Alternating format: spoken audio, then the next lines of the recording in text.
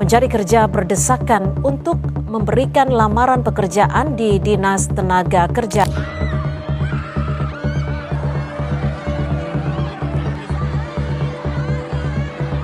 Ada dua anak yang lahir di Indonesia. Yang pertama baru saja wisuda dari universitas negeri terbaik di kotanya. 4 tahun kuliah, skripsi selesai, toga sudah dipakai, foto keluarga sudah dicetak. Ia membuka laptop, membuat akun di semua platform pencarian kerja, dan mulai mengirim lamaran. Sebanyak 1, 10, 50, bahkan 100. Yang membalas hanya email penolakan otomatis dan keheningan. Dan yang kedua, tidak sempat kuliah, keluarganya tidak mampu. Ia baru saja lulus SMA dan pergi ke pabrik terdekat mencari kerja, dan ditolak karena tidak punya pengalaman. Ia mencoba ke toko sebelahnya, ditolak juga karena usianya dianggap terlalu muda. Lalu ia mendaftar kerja serabutan, dan bahkan gajinya tidak cukup untuk makan sebulan. Dua orang dengan dua latar belakang yang berbeda, tapi masih satu nasib yang sama. Dan di antara mereka ada 7,24 juta orang di seluruh Indonesia yang mengalami hal yang sama persis. Bukan karena mereka malas, bukan karena mereka tidak mau bekerja, tapi karena di negeri yang sudah 81 tahun merdeka ini, pintu untuk masuk ke dunia kerja terlalu sempit untuk semua orang yang mengantre di depannya. Proklamasi. Kami, bangsa Indonesia, dengan ini menyatakan kemerdekaan Indonesia. Pada tanggal 17 Agustus 1945, Jalan Penggagasan Timur nomor 56, Jakarta, pukul 10 pagi, di depan segelintir orang yang berdiri dengan keheningan yang penuh ketegangan, seorang pria berusia 44 tahun bernama Soekarno membaca sebuah teks pendek yang tidak sampai 2 menit lamanya, tapi mengubah sejarah selamanya, yaitu Proklamasi Kemerdekaan Indonesia.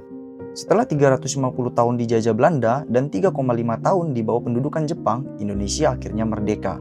Dan di dalam kemerdekaan itu tersimpan sebuah janji yang sangat sederhana, tapi sangat besar, bahwa rakyat Indonesia akan hidup makmur, sejahtera, dan bebas menentukan nasibnya sendiri. Soekarno menyebutnya Gema Ripalo Jinawi, Tata Tentrem Kertaharja, sebuah frasa Jawa kuno yang berarti negeri yang subur, damai, dan makmur. Pada hari itu kondisi Indonesia jauh dari kata makmur. Kas negara kosong, inflasi merajalela karena 3 mata uang yang beredar sekaligus. Uang Jepang, uang Hindia Belanda, dan uang Djapes Bank. Semuanya tidak terkendali. Belanda memperparah situasi dengan blokade ekonomi yang menutup pintu perdagangan luar negeri Indonesia sehingga ekspor terhenti total. Negara ini baru saja lahir dari runtuhan penjajahan, tanpa modal, tanpa infrastruktur yang memadai, dan tanpa waktu untuk bersiap. Tapi janjinya sudah diucapkan. Dan 81 tahun kemudian, kita berdiri di sini untuk bertanya, sudahkah janji itu ditepati? Dan rasanya tidak adil jika kita tidak mengakui apa yang sudah dicapai. Pada tahun 1960, Indonesia dan Korea Selatan memulai dengan titik awal yang hampir sama. GDP per kapita Indonesia saat itu hanya 54 dolar Amerika per tahun, sementara Korea Selatan berada di angka 161 dolar. Keduanya sama-sama negara yang miskin, sama-sama baru merdeka, dan sama-sama penuh dengan harapan. Selama era Orde Baru di bawah Soeharto yang berkuasa sejak tahun 1966 hingga 1998, Indonesia mengalami pertumbuhan yang luar biasa. Infrastruktur dibangun, industri berjalan, program keluarga berencana berhasil menekan laju pertumbuhan penduduk Indonesia dengan jutaan orang keluar dari kemiskinan. Pada tahun 1995 hingga 1996, pertumbuhan ekonomi Indonesia hampir mencapai 8%, menjadikan Indonesia salah satu ekonomi yang kinerjanya terbaik di Asia, dan bersama Malaysia, Thailand, Korea, Jepang, Hong Kong, Taiwan, dan Singapura dijuluki sebagai bagian dari keajaiban Asia. Tapi kemudian datanglah tahun 1997. Krisis keuangan Asia menghantam Indonesia lebih keras dari negara manapun di kawasan ini. Indonesia mengalami penurunan GDP per kapita sebesar 56,4%, jauh lebih dalam dari Korea Selatan yang turun 33,4%, Taiwan 8,5%, dan Malaysia 29,6%. Krisis ini membawa Indonesia kembali ke tingkat pendapatan yang rendah, sementara negara-negara tetangga bangkit lebih cepat dan terus berlari meninggalkan Indonesia. Inilah yang membuat angka-angka itu begitu berat untuk dibaca. Pada tahun 1967, Malaysia unggul dengan GDP per kapita 317 dolar, Taiwan 281 dolar, Korea Selatan 161 dolar, dan Indonesia hanya 54 dolar.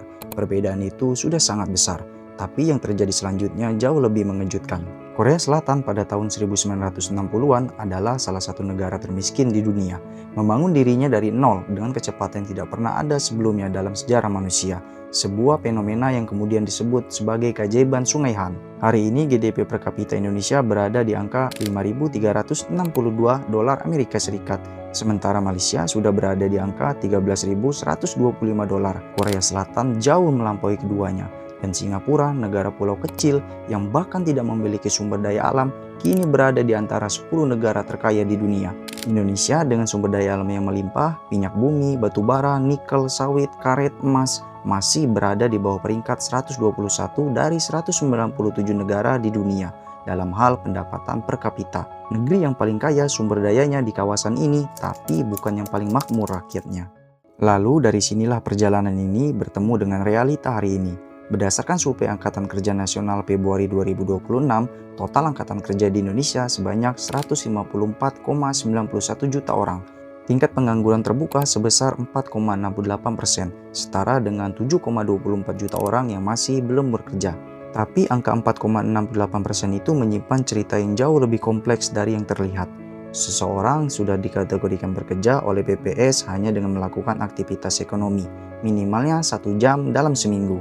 Definisi internasional ini gagal menangkap kualitas pekerjaan yang sesungguhnya di lapangan. Para ekonom dari LPM PEP Universitas Indonesia memberikan penilaian negatif terhadap kondisi pasar tenaga kerja domestik dengan skor rata-rata keyakinan sebesar minus 0,86 pada skala minus 2 hingga plus 2, yang artinya orang yang bekerja 1 jam seminggu pun sudah dihitung sebagai tidak menganggur. Yang lebih mengkhawatirkan adalah data pengangguran pemuda. Sebanyak 16,26% pemuda usia 20-24 tahun tidak bisa menemukan pekerjaan, hampir 4 kali lipat dari rata-rata nasional. Dan Indonesia bahkan memiliki tingkat pengangguran tertinggi di ASEAN, 4,74%, jauh di atas Thailand yang hanya 0,89%, Vietnam 2,24%, dan Singapura 2,1%. Dan disinilah paradoks yang paling menyakitkan dari semuanya. Tingkat pengangguran terbuka lulusan sekolah menengah kejuruan pada Februari 2026 tercatat sebesar 7,74%, tertinggi dibandingkan semua tingkat pendidikan lainnya. Sementara yang paling rendah justru lulusan SD ke bawah, hanya 2,32%. Artinya, semakin tinggi pendidikan seseorang di Indonesia, semakin besar kemungkinan ia menganggur. Bukan karena mereka tidak mau bekerja, tapi karena lowongan yang tersedia tidak sesuai dengan pendidikan yang mereka miliki. Dan lowongan yang ada pun memiliki syarat yang terasa tidak masuk akal untuk siapapun yang mencoba memenuhinya. Dan sebagai contoh, pengalaman 2 tahun untuk posisi entry level, IPK minimal 3,5, usia maksimal 25 tahun, untuk lulusan yang baru wisuda di usia 23 tahun. Dan dituntut menguasai 5 software sekaligus dan domisili di kota tertentu. Dan bagi lulusan SMA yang bahkan tidak punya ijazah perguruan tinggi, pintunya terasa semakin sempit. Pabrik meminta pengalaman, toko meminta sertifikat, usaha membutuhkan modal yang tidak sedikit, bahkan harus bekerja dahulu untuk modal usaha. Masa tunggu lulusan baru untuk mendapatkan pekerjaan pertama di Indonesia sudah menembus 20 bulan, hampir 2 tahun penuh setelah lulus sekolah atau kuliah. Bayangkan saja, butuh 2 tahun untuk mendapatkan pekerjaan pertama. Dan di dalam 2 tahun itu, seseorang sudah kehilangan semangat, sudah merasa gagal, dan sudah mulai meragukan apakah pendidikan ia kejar selama bertahun-tahun memiliki nilai yang sesungguhnya. Tapi mencari kerja bukan satu-satunya wajah dari cerita ini. Di desa-desa tersebar dari Sabang sampai Merauke, ada jutaan orang yang tidak mencari kerja di perkotaan, dan mereka sudah punya pekerjaan. Mereka bertani, mereka melaut, dan mereka adalah tulang punggung ketahanan pangan negara ini. Lapangan usaha dengan penyerapan tenaga kerja terbesar di Indonesia adalah pertanian, kehutanan, dan perikanan, menyerap 42,49 juta orang atau 28,78% dari seluruh pekerja Indonesia. Dan itu hampir sepertiga dari seluruh pekerja Indonesia adalah petani dan nelayan. Tapi apa yang mereka dapatkan? Data BPS menunjukkan dari 27,76 juta penduduk miskin di Indonesia, 17,28 juta diantaranya adalah penduduk pedesaan, yang kebanyakan berprofesi sebagai petani. Kondisi ini tidak pernah bergerak dari zaman kolonial hingga saat ini. 81 tahun setelah merdeka, pola yang sama belum berubah. Mereka yang paling berjasa menyediakan pangan bagi seluruh bangsa ini masih menjadi kelompok yang paling miskin di dalamnya. Dan bagi nelayan, kondisinya bahkan lebih berat. Nilai tukar nelayan pada Mei 2026 turun 0,47% dibandingkan bulan sebelumnya. Biaya yang harus dikeluarkan nelayan meningkat lebih cepat dibandingkan pendapatan yang mereka peroleh dari hasil tangkapan. Mereka bekerja lebih keras, mengeluarkan lebih banyak, tapi mendapatkan lebih sedikit. Dan ada satu angka lagi yang jarang sekali disebutkan dalam berita-berita optimis tentang pertumbuhan ekonomi Indonesia.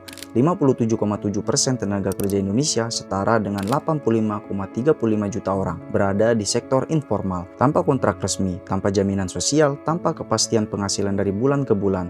Lebih dari separuh pekerja Indonesia tidak tahu apa mereka masih akan dipekerjakan bulan depan. Rata-rata upah buruh Indonesia per Februari 2026 tercatat sebesar 3,2 juta rupiah per bulan untuk 1 bulan penuh bekerja di negara yang biaya hidupnya terus naik setiap tahunnya. Dan setiap tahun masuk 3,5 juta pencari kerja baru ke pasar kerja Indonesia, tapi ekonomi hanya menyerap sebesar 2 juta. Sisanya menumpuk tahun demi tahun tanpa ada yang menghitung akumulasinya. Tapi sebelum kita tergoda untuk mencari satu orang atau satu pihak untuk disalahkan atas semua hal ini, ada sesuatu yang perlu kita akui bersama. GDP Indonesia pada tahun 2026 telah mencapai 1,54 triliun dolar Amerika Serikat, menjadikan Indonesia ekonomi terbesar ke-17 dunia. Angka kemiskinan turun lebih dari 40% pada awal kemerdekaan, menjadi 8,7% pada Maret 2026. Jutaan orang telah keluar dari kemiskinan dalam beberapa dekade terakhir. Infrastruktur dibangun, sekolah didirikan, rumah sakit dibangun, jembatan menghubungkan pulau-pulau yang tadinya terisolasi. Dan kemajuan itu nyata dan harus diakui. Tapi kemajuan yang nyata bukan berarti perjalanan sudah selesai. Bukan berarti semua orang sudah merasakannya. Dan bukan berarti pertanyaan-pertanyaan yang tidak nyaman boleh berhenti diajukan. Korea Selatan pada tahun 1960-an adalah salah satu negara termiskin di dunia, bahkan lebih miskin dari beberapa negara Afrika saat itu. Tapi dengan kebijakan yang tepat, investasi besar-besaran di pendidikan dan teknologi, dan kemauan untuk berubah dengan cepat, Korea berhasil mengubah dirinya menjadi negara maju dengan waktu 1 generasi. Sebuah pencapaian yang para ekonom di seluruh dunia masih mempelajarinya hingga hari ini. Indonesia memiliki sumber daya yang jauh lebih besar dari Korea Selatan. Lahan yang lebih luas, sumber daya alam yang jauh lebih kaya, penduduk yang jauh lebih banyak. Yang berbeda adalah bagaimana semua itu dikelola, kemana hasilnya mengalir, dan siapa yang paling merasakan manfaatnya. Kita kembali ke dua anak yang tadi. Yang satu dengan ijazah universitas yang tidak bisa membuka satu pintu pun. Yang satu dengan ijazah SMA yang dianggap tidak cukup kemana-mana. Keduanya bukan kegagalan individu. Keduanya adalah cermin dari sebuah sistem yang masih terus berproses, yang sudah berjalan jauh, tapi belum cukup jauh. 81 tahun bukan waktu yang sebentar, tapi dalam sejarah peradaban, ia juga belum cukup lama untuk menilai sebuah bangsa secara final. Yang kita tahu adalah setiap generasi yang lahir di Indonesia mewarisi dua hal sekaligus. Mereka mewarisi segala kemajuan yang sudah dicapai oleh generasi sebelumnya, dan mereka mewarisi segala pekerjaan rumah yang belum selesai. Kemerdekaan bukan hanya tentang tidak dijajah oleh bangsa lain. Kemerdekaan yang sesungguhnya adalah ketika seorang anak dari keluarga petani di desa terpencil memiliki kesempatan yang sama untuk sukses seperti anak dari keluarga berada di kota besar. Ketika lulusan SMA memiliki jalan yang layak untuk ditempuh, ketika petani yang menanam padi bisa hidup dari hasil padinya sendiri, ketika nelayan yang berlayar setiap hari fajar dan tidak pulang dengan tangan kosong dengan utang yang menumpuk. Itu adalah kemerdekaan yang sesungguhnya, dan perjuangan untuk mencapainya 81 tahun setelah proklamasi dibacakan masih jauh dari kata selesai.